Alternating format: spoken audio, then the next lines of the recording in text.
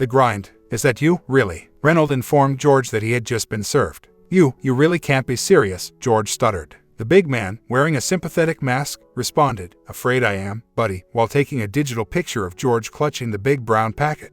The round process server wheezed and moaned as he stepped off the tiny porch of George's house, and George just stood there staring at him. He glanced once more at his house's front door while holding onto his keys.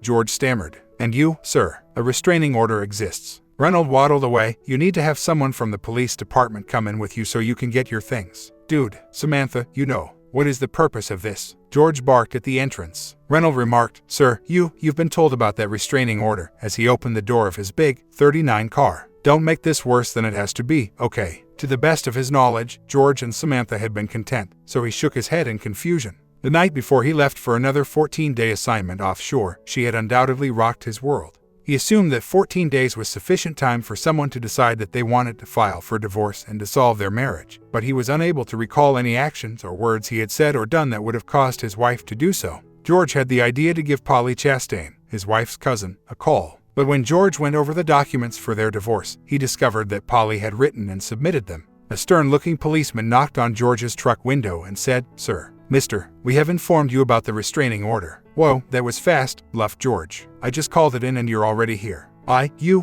got a call that you were in violation of your restraining order, Brian said. Oh, so you're not here to assist me in getting my belongings? George queried. Brian informed the station over the phone that he was there to help George Luquette remove his belongings from the property. George awaited the policeman's report to his station with patience. You didn't really call it in, did you? Brian grinned and advanced. Not at all. However, when you're present, said George. When Samantha opened the door for him and the policeman, George was smart enough to keep quiet. Samantha scoffed as she pointed to multiple trash bags and declared that she had already packed up everything George had. Nodding, George asked Brian, not Samantha, whether he could confirm that she had indeed packed everything he was supposed to. Officer, they were standing in the master bedroom when George stated, I'm reaching into my nightstand to get my pistol. You ain't got. With a sneer, Samantha stopped talking as George got his Smith & Wesson 44. George took out Samantha's sterling silver rosary from her nightstand drawer and said, And my rosary, my mother gave that to me when I made my first communion. You gave that to me when we got married, Samantha objected.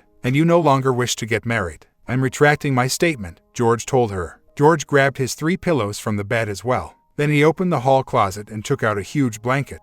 George said to Brian, My sister made it for me. Samantha called her a moron, making fun of George. She was so excited to finally have a big sister that she called you sissy, George said to Samantha, wiping the smirk off her face. When George tried to check into the hotel, he was told Samantha was quite busy. They'd canceled his cards. There was $100 in their joint bank account, according to a check. George pulled out his American Express credit card while grinning at the anxious cashier. As the girl removed it from his hand, hers truly trembled. She let out a breath that nearly made George giggle. George said to the girl she wasn't aware of that card. I used it to buy her birthday and Christmas gifts with. George went back over the files in the room. He was about to spit up the Dr. Pepper he was drinking when he realized Samantha was requesting $4,000 a month in spousal support and complete ownership of the house, with George still covering the mortgage and all utility costs. She would kindly give George access to all the funds in their checking and savings accounts in exchange. Once more, George was really perplexed as there had been no indication of Samantha's discontentment with him or their union. It's true that she had been calling him a stick in the mud for years. Samantha was eager to obtain this, that, and the other item for the house as soon as they bought it. Rather, George meticulously planned every major purchase. Additionally, he increased their monthly mortgage payment by double. When Samantha wanted to transfer money from their house account to their vacation account, George told her that it was called equity. Samantha whimpered, but Hawaii. George reassured her, we'll still be there for our 10th year anniversary. That's only 3 years away and we'll have 3 years more money in both the vacation and the house. Hawaii had been breathtaking. Images of the idyllic island simply did not do it credit. Samantha, his red-headed, pale-skinned beauty, had looked stunning. George had taken great pleasure in slathering her gorgeous body in sunblock.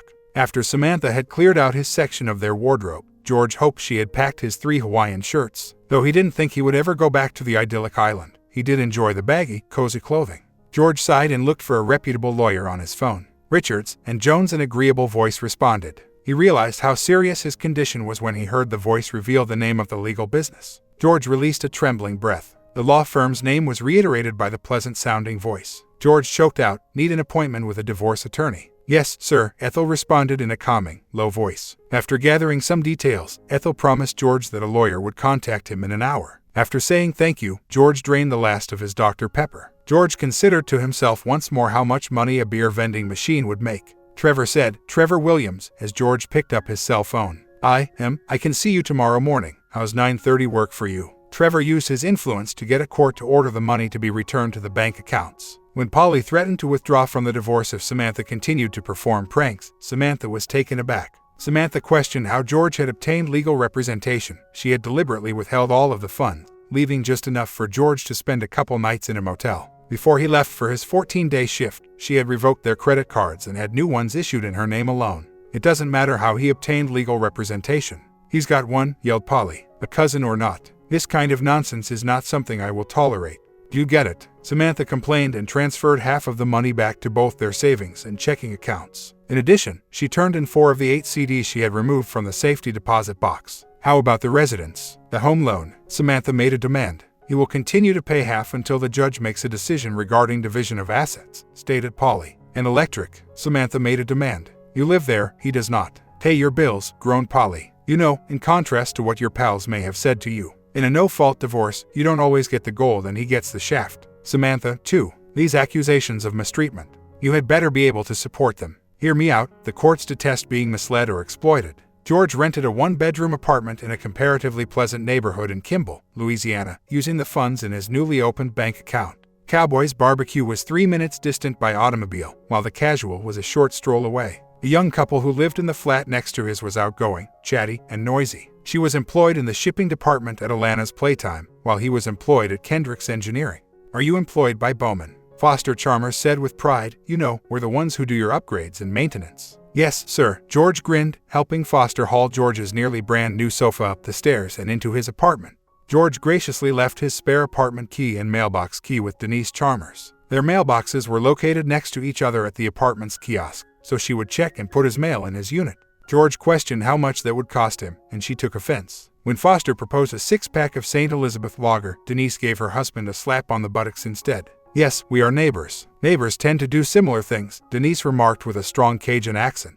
Can this neighbor buy y'all a 6-pack of beer, just because? Observing the despair on Foster's countenance, George inquired. Samantha had a visible pregnancy bump when George next saw her. She was standing next to a haughty-looking man who was wearing an ostentatious suit. And you bout how far gone? George questioned Samantha. We can petition, Trevor reminded Samantha, who was expressionless. A little over 4 months, Samantha said. George turned to gaze at his wife while the two lawyers argued back and forth. Her pale skin, with just a few freckles scattered across her slender nose, and her waist-length red hair made her an absolute beauty. George had been enthralled by her deep brown eyes since their first meeting, and over their 12-year romance and marriage, her pouting lips had continued to captivate him. Samantha Chastain, at 5 feet 5 inches, had a good woman's build. George had been enamored with George Allen Luquette since their first encounter, and based on the glances she continued to give him, it seemed that she had also been taken in by him. George stood 6 feet tall, which was taller than the typical Cajun man. His rich brown hair was on the verge of becoming curly, and his rich tan perfectly complemented his square face, broad smile, and dark brown eyes. George's physique had gained muscle from his work as a roughneck offshore. The package in front of Samantha had pleased her, and his clothes suited him tightly. And you can dance too, Samantha said with delight as they danced to the upbeat music of the Zydeco band. Seated in the St. Elizabeth Parish Courthouse, George once more glanced at his stunning red hair. Samantha was not able to provide any evidence of the alleged emotional and verbal abuse, thus the restraining order was withdrawn.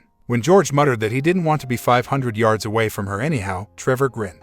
Possibly. However, it keeps you out of jail, Trevor recalled to George. That means you may go grocery shopping without worrying that she will suddenly appear on the next aisle and accuse you of breaking the restraining order. Officers are not likely to accept that you were unaware of her presence. What? Why you want that? Samantha let out a loud cry as George, via Trevor, insisted on the paternity test. It's not yours. Protection. You can't be telling me that your employment gave you better insurance, can you? George queried. Samantha protested. But I'm already on your insurance. George said, Oh no ma'am, you are not, with a sour laugh. Dropped your bubble butt minute you had me served. What? Samantha snarled. Remember, you used my bubble butt just fine. Not at all. Your bubble butt was adorable. To his lawyer, George whispered, I loved all of you. William hissed, I'll put her and my baby on my insurance. Polly screamed at Samantha, well, you can probably kiss any spousal support bye-bye. What? Why not? Samantha made a demand. You ingenious there just admitted you've been fornicating while you were still married to, and residing with Mr. Luquette, Polly said. Future, please shut your mouth and leave your lover at home.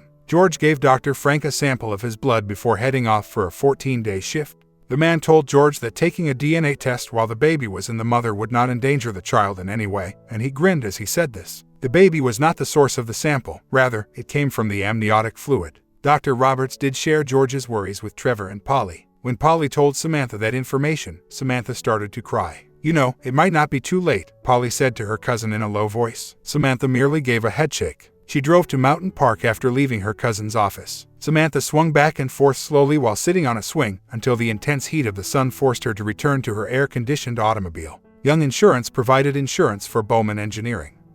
Williams' employer obtained their insurance from a different insurance company. Dr. Rogers took up the medical insurance offered by Young Insurance. He declined the other one. While Samantha had been seeing a third doctor since marrying George and enrolling in his insurance plan, Dr. Ellen did accept mutual fidelity. Samantha did not like the conveyor belt approach that the excellent doctor and her team seemed to have during her one and only visit to Dr. Ellen. William crudely declared, "She gave me that fine bottom," when the parties next got together to discuss insurance and other things pertaining to George and Samantha's kid. Said she never let you near her bottom but gave it to me, and believe me, she liked it. Oh my God, put up with it. Polly gave the man a scream. William, Jesus, really, Samantha screamed, feeling very ashamed. George detected the scent of booze. He was pretty sure that neither he nor his lawyer, nor Samantha nor her lawyer, was the source of the odor. Are you serious? She always claimed that I was too big, George remarked coolly. However, congrats. It must be just amazing. Zip it, Trevor growled, trying not to show how funny he was. The reporter, along with the two paralegals, could not contain their laughter, and George grinned at William's heated flush. When Polly ordered William out of the conference room, William gazed at her with intense hatred. George and Trevor went to the bathroom after the documents were notarized and signed. George felt as though he had contracted an infection during his shift offshore. His bowel movements were loose. Before departing, Trevor said hello to his customer through the closed stall door. Yeah, I got 3 days get whatever this is out of my system, said George. George nearly ran over Samantha as she was leaving the ladies' restroom after using the restroom. After apologizing, George allowed Samantha to lead him to the office building's glass doors. George thought to himself, damn, but that really is a nice, as Samantha passed in front of him. As George got into his pickup, he noticed Samantha surveying her surroundings. His initial reaction was to shrug and take off. He was kicked out of his own house by her when she filed for divorce. However, his instinct took over and he rolled down his truck's window. Question, he posed. Samantha said, William, we was parked right here, gesturing to a vacant parking spot. Where you going? Excavating his mobile phone from the truck's console, George inquired. I suppose I am home, Samantha said. Oh, okay, what say you about that? George looked at the screen of his phone and said, Uber's already on his way here. You don't have to do that, Samantha stumbled and looked ashamed. You were a complete stranger, Samantha. I couldn't just leave you here and drive away. Yet you are not unfamiliar. You're my baby's mother, George remarked softly. Hi, what say you about that? I'm dropping off a lunch order and I noticed you need a ride, said a cheerful young man as his reasonably new BMW pulled up. You George. My name is George. You're on your way, that's what I was telling her, George remarked. Thanks, have a great day. As Samantha watched George's pickup leave the parking lot, her eyes welled up with tears once more. As Polly's paralegal took in the multiple bags from Cowboys BBQ, she settled herself into the rear seat of the Uber driver's vehicle. Dude, the young man joked, now that I can smell all that food, I'm really hungry. And I'm heading, oh, hey, those folks have some magnificent houses over there. Yes, they do, Samantha mutely concurred. Foster was delivered to George's flat by Denise, along with a large bowl of delicious chicken noodle soup. Denise insisted that chicken noodle soup would cure whatever George was suffering from, and both George and Foster smirked at her suggestion. Nevertheless, George did consume the flavorful soup. George refilled the bowl to the brim with Reese's Pieces after cleaning and drying it. Denise had mentioned that those were her favorite. George and Foster chuckled at Denise's ecstatic squeal. Denise was munching her way through a handful of candy, despite her protests that he shouldn't have done it, that she didn't need the calories, and that George didn't realize how unhealthy such candies were. George paid all of his bills while he was offshore by using his bank's auto-pay feature. Among the bills, he noticed a bill from the doctor, and for some reason, that made him smile. When George entered, Denise gave him an order, saying, Hey, we going to Vermilion and you coming? Yeah. George grinned, okay, knowing that arguing with his obstinate neighbor would not solve anything. Shirley Fornett playing, you like her. Denise continued. Foster alerted George as Denise went back to her bedroom to complete getting ready, saying, She's got a friend from work she's wanting you to meet. Denise corrected, She ain't from work, I just saw her at work. Real estate salesperson Tammy Hale had a vibrant personality and fiery red hair. Right away, George seemed to feel the same way about her. They smiled and spoke while stopping for a beverage, and they danced almost every dance. Despite their enjoyment of the evening, Tammy and George were aware that there was no genuine chemistry or spark between them. They said each other farewell with a heartfelt thank you for a good time and a cheek kiss. Foster remarked, "Denise ain't going to quit," to which George grinned and shrugged. George responded, "Listen, I'm working all the time. So, kind of hard for me to meet women on my own." See, Denise clapped victoriously. "So you just hush. However, Denise, please, no more redheads," George replied, pulling up a photo of Samantha from his phone to Denise. Why didn't you say something now?" When Denise realized Samantha and Tammy might be sisters, she gasped. "Because you haven't asked," Foster exclaimed with pride. Denise said, "You was going to get you some. But now," Foster whimpered, "Come on woman, I took you dancing," as they shut their apartment door. When George came home following a stressful shift, the big letter and some other mail were sitting on his kitchen table. As the shift manager, George monitored the weather since there was a tropical depression that might develop into a hurricane. He slept very little and wondered every day if he should get off the rig. Leaving the concern and tension to Greg, the other shift supervisor, made him feel grateful as he stepped on board the boat. George laughed, of course, when he saw on his phone that the depression had paused and finally subsided that morning using the Weather Channel app. However, receiving the official word that his marriage was over did not make him feel better. As George glumly perused the legalese, he briefly wondered what Samantha had been thinking upon receiving her copy of the decree. George took a tiny glass, filled it with a few fingers worth of chocolate-flavored Iron Barrel whiskey, and grimly celebrated his failure as a spouse. William drove Samantha to St. Elizabeth's Trauma Center after complaining and resenting George while he was at sea. Samantha gave birth to Cynthia Barbara Luquette after 11 hours, the last 2 of which were spent in the delivery room with just a doctor and a nurse helping, William having gone off to the restaurant. The fact that the child had that sob last name and not his own infuriated William. Samantha sighed and added, "We're not married, why would I name her Carter? But isn't she beautiful?" William said, without even glancing at Samantha's arms' jumbled lines and bruises. Cynthia had flaming red hair, sparkling brown eyes, all of her fingers, and all of her toes. She had a good size and weight for a fully formed child, weighing 6 pounds, 4 ounces, and measuring 19 inches in length. When he heard the news of his daughter's birth, George nodded with happiness. His mother had given him the name Barbara. He questioned whether Venerable William was aware of this fact. Samantha's mother had been named Cynthia, but Cynthia had also been the name of George's lovely, kind, and devoted sister. George purchased his daughter a Raggedy Ann and Raggedy Andy doll as soon as he set foot on dry land again. He received a notification that Samantha's phone number had changed or was no longer active, suggesting that she had a new number. Since George didn't want to just show there without warning, he called the office of Polly Chastain. Samantha would get a call from Polly. Less than 3 minutes later, Samantha gave George a call. She concurred that visiting to see the baby was a good idea right now. William's Mercedes-Benz sat in the open garage, and George was irked to see it. The message was very plain. William purposefully left the door ajar for George to see, to realize that a better, wealthier, and more attractive guy had taken his position. When Samantha unlocked the front door to welcome George inside the house, William grinned behind her. Samantha grinned broadly when George gave the sleeping girl the 2 dolls. He placed the 2 dolls at the base of the crib, bent down, and simply stared in awe at the stunning baby. He turned his back on William's pretentious posturing and concentrated on his daughter. Almost forgot, George remarked, passing a tiny box to Samantha. This is for you. What is it?" William was adamant about knowing. "You'll see when she opens it," George remarked, stooping once more to admire the adorable infant. George, this is.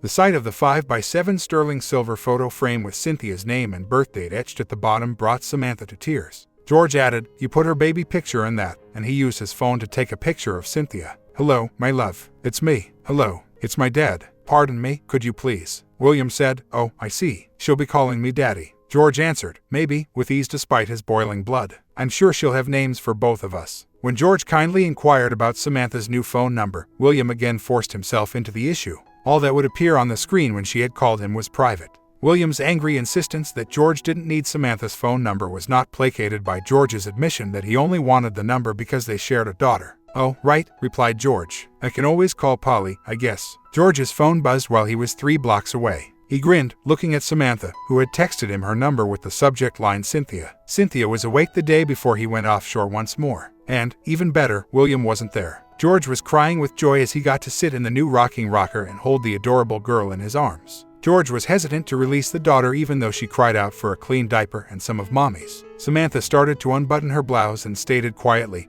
but firmly, "I'm sorry, but you need to leave." George's fury began to boil at the thought of William being able to witness his ex-wife feeding his daughter once more. Resigned, he nodded and walked out of the house. However, he chuckled upon noticing William's Mercedes-Benz around the bend. William would enter, observe Samantha feeding Cynthia, and probably not think George had been denied the opportunity to view the lovely, uncomplicated act. He gave William a broad smile and waved as their cars went by. Though George's eyesight was blurred by the tinted windows, he was certain that William had not waved back to him. When Samantha objected to George having his daughter stay at his flat, Trevor had to step in. When Samantha understood that Cynthia would not be staying in her house or in Cynthia's crib for some time, she became quite anxious. She was adamant about seeing the flat to make sure her infant would be in a secure setting. Hello, I'm Denise, your aunt. Hello. George enthusiastically carried the baby from his truck to his front door, where Denise Chalmers prattled.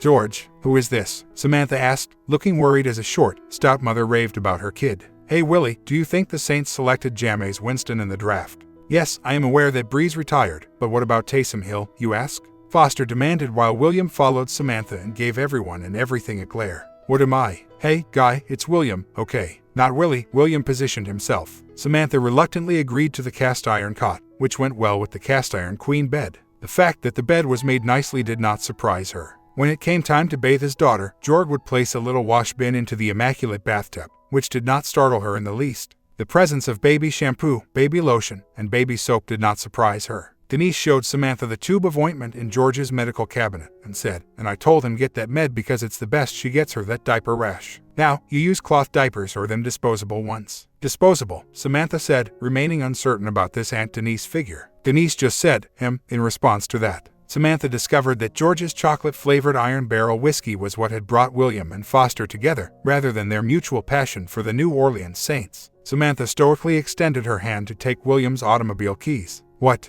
Jesus, William bragged, I only had two or three. Denise told her husband, Foster, that she wasn't too happy about him stealing their neighbor's alcohol. Dude, we're here, what's this? Hey, Iron Barrel, howdy, Coco. You know whiskey comes in tastes, Denise. Foster remarked cheerfully and inebriatedly as Denise led him out of the apartment.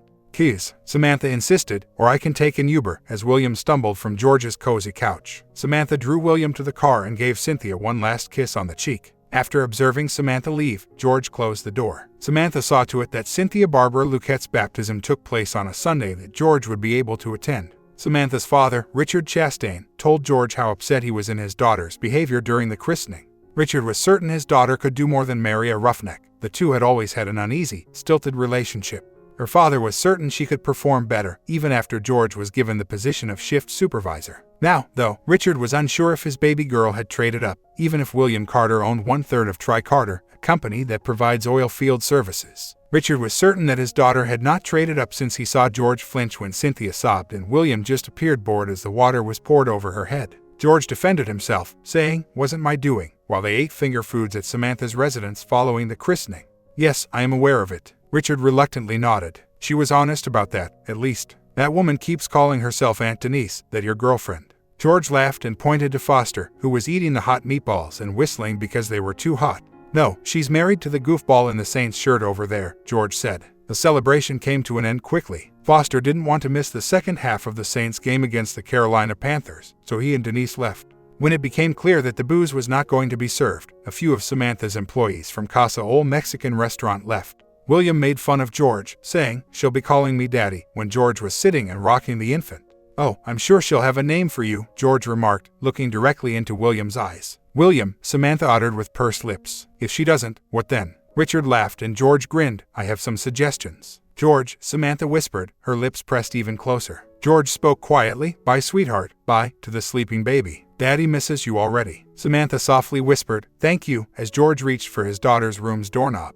The chain and cross are exquisite. She will wear it with proudly as soon as she is old enough, I'm sure. I'm confident she will, grinned George. On Monday afternoon, as George was leaving their apartment building's laundry area, he noticed a young girl waiting in front of Denise's door. Though it was held back in a high ponytail, the girl's thick brown hair reached almost to the walkway in front of the door. Her emerald eyes gleamed, and George couldn't help but notice who could be approaching from behind. George said, I think they get home around 5:30 or 6 o'clock. Oh, okay, the girl answered, completely turning at this point. George noticed that she was a very short woman rather than a girl. Her little, round face was set on a slender neck. Her thin torso gave the impression that her 27 degrees Celsius chest was fairly large. Her hips looked excellent in her short gray skirt, and George was confident his hands could easily fit around her waist. George estimated the young woman's height to be 4 feet 10 inches, or even 4 feet 11 inches. The heel on her shoes seemed to be 3 or 4 inches. "Hello, this is George," he said, opening his apartment door. "George Luquette." "Ah, George, is that you? The one with the truly adorable infant?" With a big smile on her gorgeous face, the child chirped.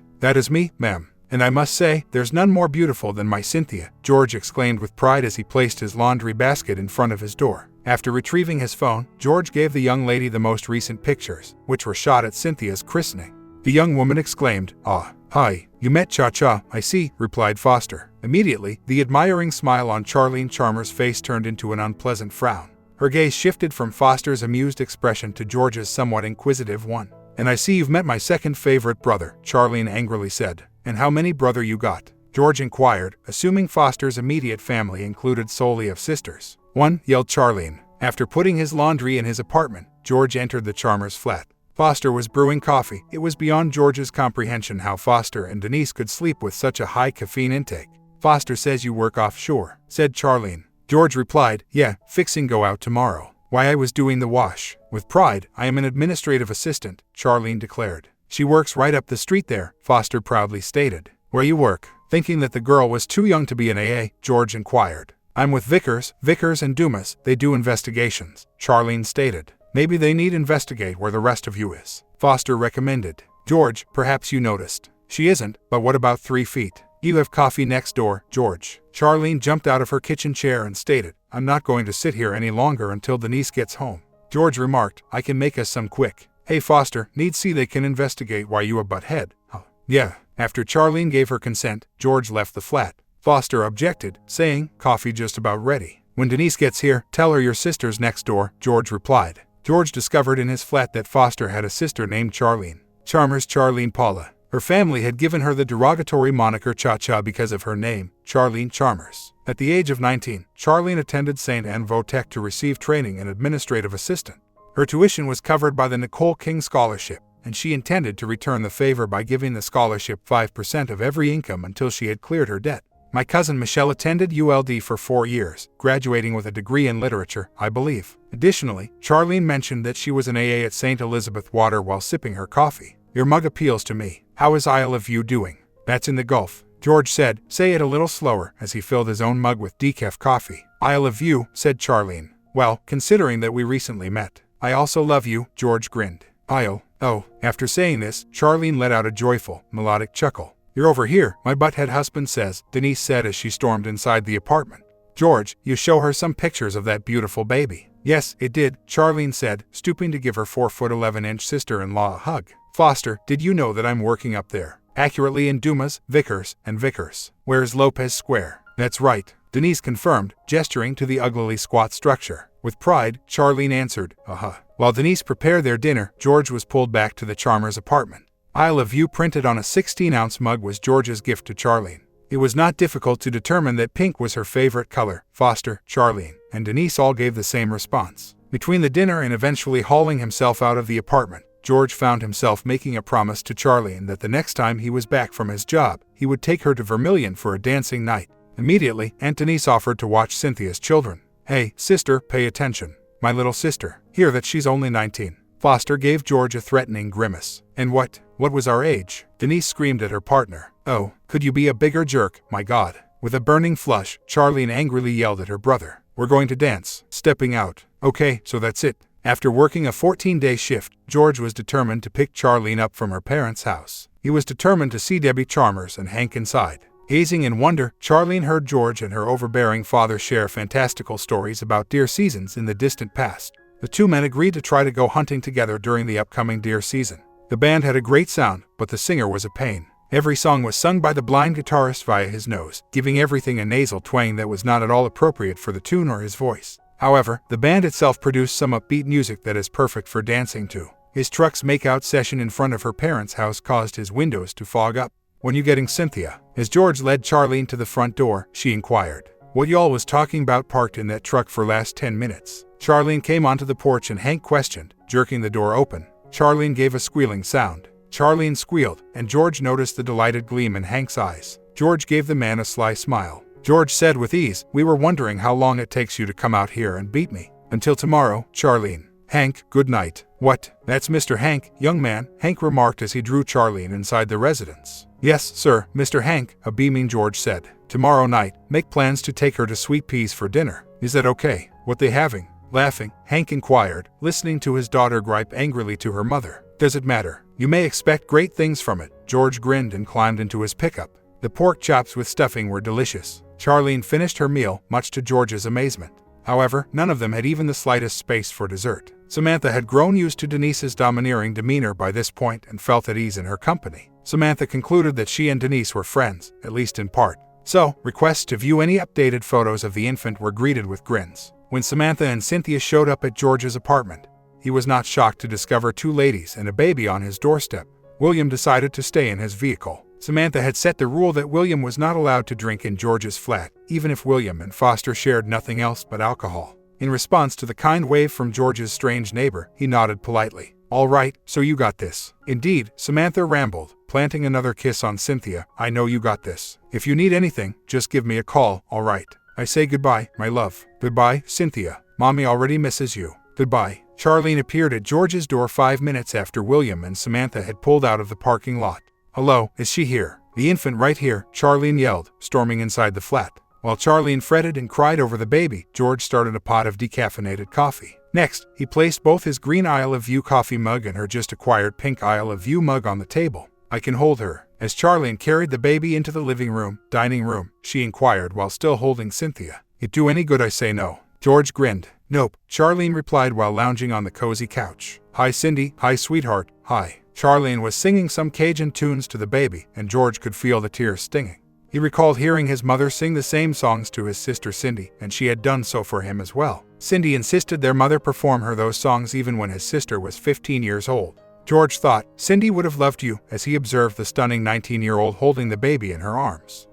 Reading from her coffee mug, Charlene said, Island of View. Love you too, I'm fixing heat up some stew, you staying? George queried. What? No, my mom is preparing her stuffed peppers on the stovetop. The recipe was taken from that cast iron skillet episode. Have you ever watched him? How about Charlene? Milt Duhan. Yes, George concurred, saying I loved the one he did with Gator and Rat from that kiddie show. Yeah, I understand. Charlene laughed. I laughed when he was going to hit Gator with his frying pan. Charlene departed his apartment with a passionate kiss. After finishing his dinner, George gave his infant daughter a bath and gave her a bottle of milk. He clutched the infant in his arms and attempted to recall the words to the lullabies, but he had to hum most of the tunes. George had 1 month remaining on his lease, according to a notification the management business left in the mailbox. They would deduct $100 from the first month's rent if he committed to another year. They would deduct $50 from the first month's rent if he signed a 6-month lease. But their rent would increase by $25 a month if he chose to move in on a month-by-month basis. George said to Tammy Hale, one good thing you done, Denise. So, what you looking for? Tammy politely inquired. Denise says you got a baby, congratulations. While chatting with Tammy, George was browsing the Davis Realty website and noticed a 1-story house 3 streets from his previous home.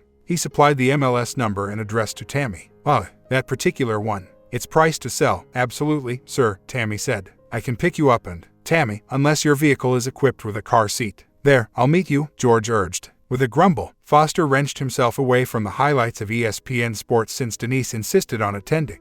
Observe, you can set up a swing set out here. It has a nice fenced-in yard, Denise said. Foster remarked, basketball goals already up, pointing to the vintage backboard and hoop that were erected above the garage. Need you a net for it, though? Denise said, he's taking that ugly thing down, yeah. I am? George grinned. Yes, that's right. How come? Do you think Cynthia will play basketball? Stated Denise. This room right here is where you should put her baby bed. The following evening, Charlene came out and gave the house her blessing. Her parents' house was 15 minutes away by foot. Taking her bike would make it faster, and driving her car would make it even faster. And it got a gas stove. Charlene was excited. Tammy, George responded, let's start with the paperwork. My comment, do you think this couple will go anywhere with this relationship, or it's finished? Comment down below. Sub and Bell and I will see you in the next one.